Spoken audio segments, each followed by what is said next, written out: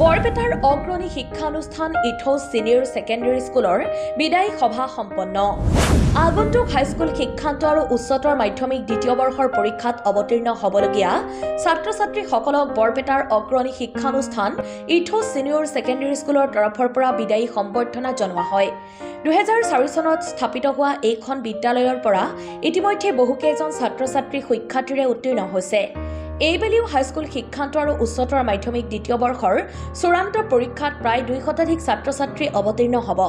এক গাম্ভীৰ্যপূৰ্ণ অনুষ্ঠানত ইথোছ সিনিয়ৰ সেকেন্ডাৰী স্কুলৰ বাকৰিত চূড়ান্ত পৰীক্ষাত অৱতীৰ্ণ হ'বলগীয়া ছাত্ৰ-ছাত্ৰীসকলক বিশেষভাৱে সম্বৰ্ধনা জনোৱা হয়। বিদায়ী সম্বৰ্ধনা অনুষ্ঠানত বিদ্যালয়ৰ অধ্যক্ষৰ লগতে বহুকেইজন অৱসৰপ্ৰাপ্ত শিক্ষক আৰু অভিভাৱকসকল উপস্থিত থাকে। অনুষ্ঠানত ছাত্ৰ-ছাত্ৰীসকলৰ লগতে বিশিষ্ট অতিথিসকলে শিক্ষাৰ লগত জড়িত বক্তৃতা প্ৰদান কৰি অনুষ্ঠানৰ সৌষ্ঠৱ বৃদ্ধি কৰা পৰিলক্ষিত হয়। আজি আমি দশম আৰু দ্বাদশ শ্ৰেণীৰ ছাত্ৰ-ছাত্ৰীখিনিক শুভেচ্ছা জনোৱাৰ কাৰণে আৰু অভিনন্দন জনোৱাৰ কাৰণে আমি বিশেষ সভা অনুষ্ঠিত কৰিছিলোঁ আৰু এই সভাত আমাৰ ছাত্ৰ-ছাত্ৰীসকলক শুভেচ্ছা জনোৱাৰ কাৰণে আশীৰ্বাদ কৰাৰ কাৰণে আমি বৰপেটা জিলাৰ বিভিন্ন শিক্ষানুষ্ঠানৰ প্ৰধানসকলক আমন্ত্ৰণ কৰি আনিছিলোঁ।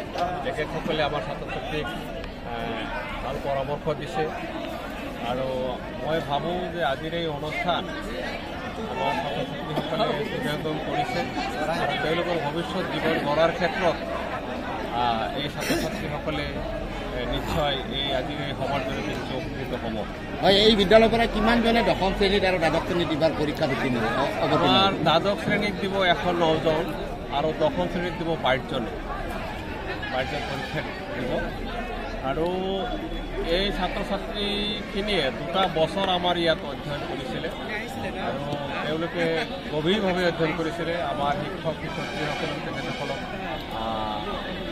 যিমানখিনি পাৰে শিকাৰ কাৰণে চেষ্টা কৰিছিলে আৰু তেওঁলোকৰ যিখিনি সন্দেহ বা ডাউট আজিও তেওঁলোকে আহি আছে আমাৰ শিক্ষকসকলৰ ওচৰত তেওঁলোকে ক্লিয়াৰ কৰি দি আছে।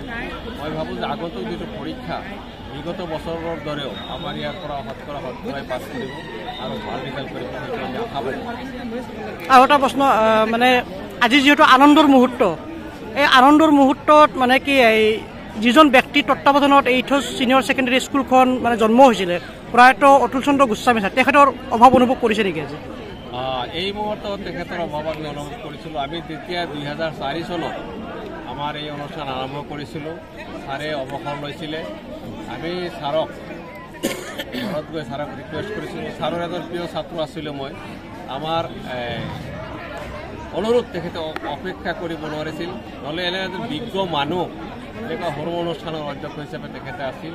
তেখেতক আমি যিমান দিন জীয়াই আছোঁ, ইথোছ যিমান দিন জীয়াই আছে, ছাৰক আমি শ্ৰদ্ধাৰে স্মৰণ কৰিম আৰু আজি স্মৰণ কৰিছোঁ।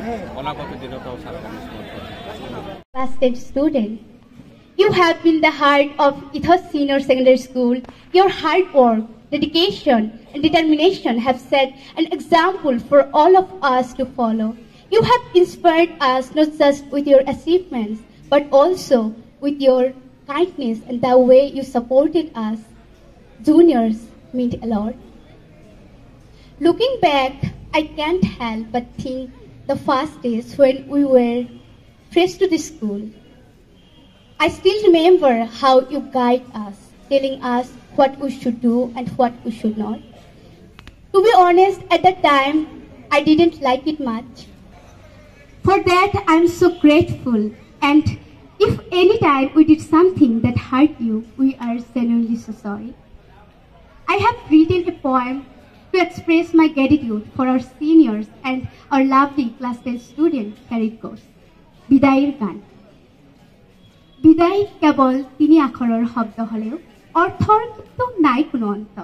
সামৰি লয় সমুদ্ৰৰ গভীৰ স্মৃতিৰ জোনাক ৰাত্ৰি, নিষ্পাপ চকুলোৰ টোপাল আৰু প্ৰত্যেক মুহূৰ্তৰ মৰ্ম।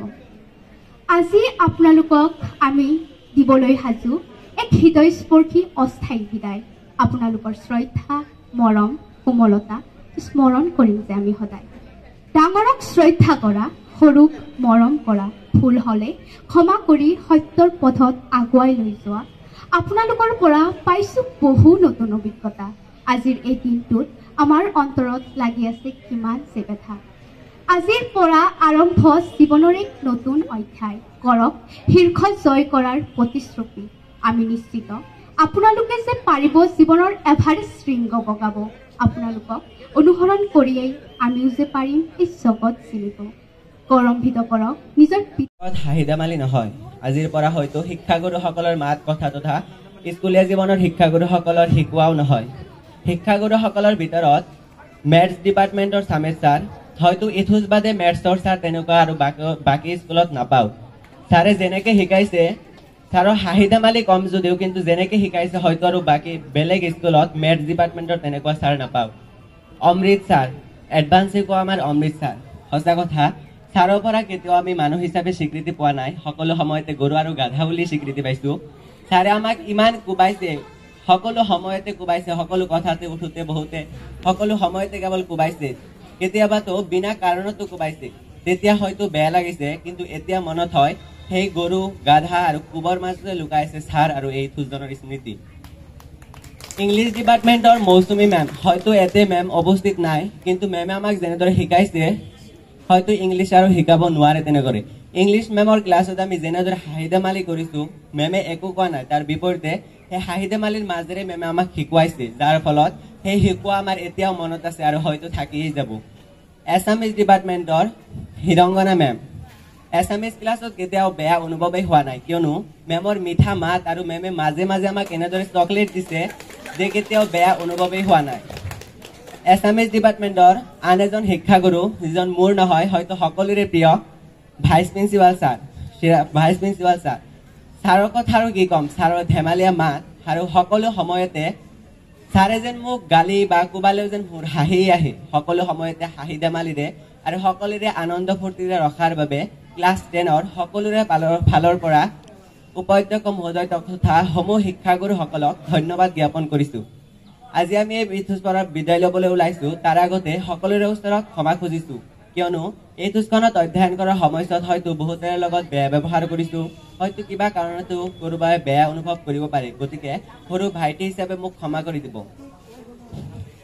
আৰু আগন্তক HSLC এক্সামৰ কাৰণে ইয়াত উপস্থিত সন্মানীয় বৰপেটা জিলাৰ গণ্যমান্য ব্যক্তিসকল, ইথোজ ছিনিয়ৰ ছেকেণ্ডাৰী স্কুলৰ সমূহ শিক্ষাগুৰুসকলৰ পৰা দোৱা আৰু আশীৰ্বাদ খুজি মই মোৰ বক্তব্য সামৰিম।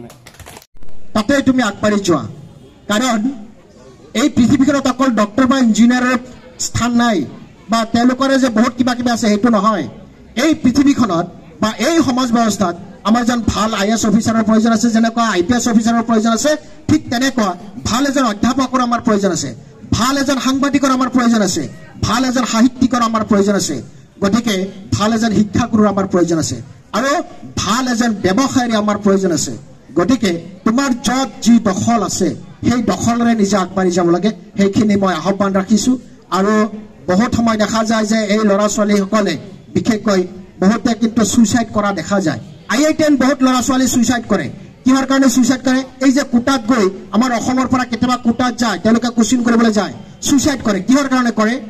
এই কাৰণেই কৰে যে তাতে গ'ল, কোটাত গ'ল, 2 বছৰ বা এবছৰৰ কাৰণে তেওঁলোকে গ'ল, যোৱাৰ পিছত হয়তো তাতে এডজাষ্ট হ'ব পৰা নাই, পৰিৱেশৰ কথা আছে, নাইবা তাতে যিখিনি ক্লাছ দি আছে তেওঁ ইয়াৰ পৰা তাৰ সেই ক্লাছত এডজাষ্ট হোৱাৰ কাৰণে কিছু সময়ৰ প্ৰয়োজন, নাইবা যদি বেয়া কপাল বেয়া হয়, বেয়া সংগৰ মানে পালাত পৰি তেওঁ যিখিনি ক্লাছ পাই আছে বা কলেজত যিখিনি বা সেইখিনি কোচিঙত যিখিনি ক্লাছ দি আছে, মাজতে কিবা কাৰণত যদি গেপ হয়, এই গেপখিনি মিট আপ কৰিব নোৱাৰে, তাৰ মনটো আৰু ডাউন হৈ যায় আৰু তাৰ এফালে মেণ্টেল প্ৰেছাৰ আৰু বেছি পৰে।